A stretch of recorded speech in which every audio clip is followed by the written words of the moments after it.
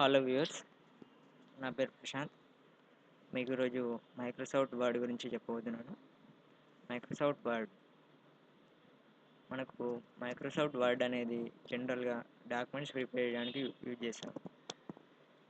First ఏదైనా లెటర్స్ని type చేయండి. Type చేసి సెలెక్ట్ చేయండి. ఫస్ట్ ఆఫ్ ఆల్ మీకు వచ్చేసి ఇది టూల్ బార్ అనమాట. ఈ టూల్ బార్లో మీకు డిఫరెంట్ టైప్స్ ఆఫ్ ఆప్షన్స్ ఉంటాయి. ప్రతి ఆప్షన్ గురించి మనం ముందు క్లాసులో నేర్చుకుందాం. ఇవాళ మనం హోమ్ బటన్ గురించి డిస్కస్ చేసుకుందాం.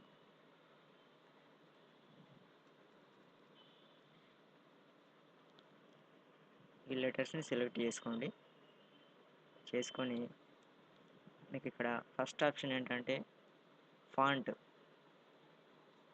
ఇక్కడ different types of font styles ఉంటాయి. ఇందులో ఫాంట్స్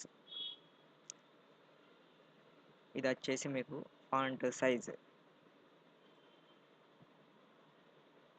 ఇది వచ్చేసి మీకు bold means thickness. If it select bold it will be activate.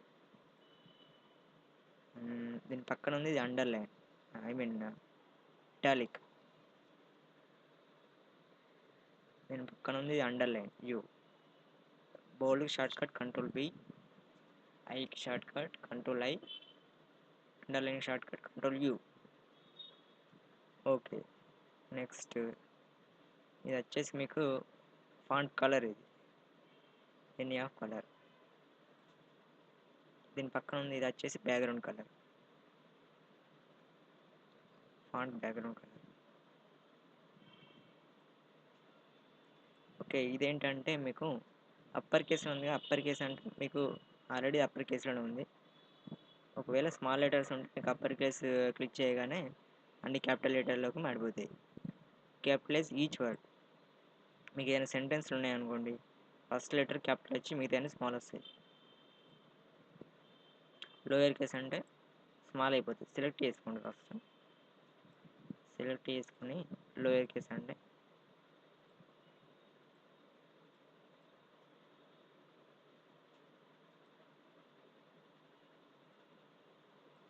Calibrate పెట్టుకొని అప్పర్ కేస్ అనండి, క్యాపిటల్ అయిపోయింది. లోయర్ కేస్ అంటే స్మాల్ అయిపోతుంది.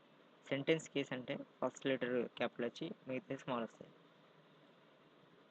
టాగిల్ కేస్ అంటే ఫస్ట్ లెటర్ స్మాల్ వచ్చి మిగతాయి క్యాపిటల్ వచ్చేస్తాయి. Capital each word, first letter capital వచ్చేసి మిగతాయి స్మాల్ వచ్చేస్తాయి అన్నమాట. ఇది వచ్చేసి మీకు క్లియర్ ఫార్మాటింగ్. ఎన్ని స్టైల్స్ ఉన్నాయనుకోండి ఏదైనా, ఆ స్టైల్స్ అనేవి వెళ్ళిపోతాయి అన్నమాట. పాత స్టైల్లోకి ఓపెన్ అవుతుంది.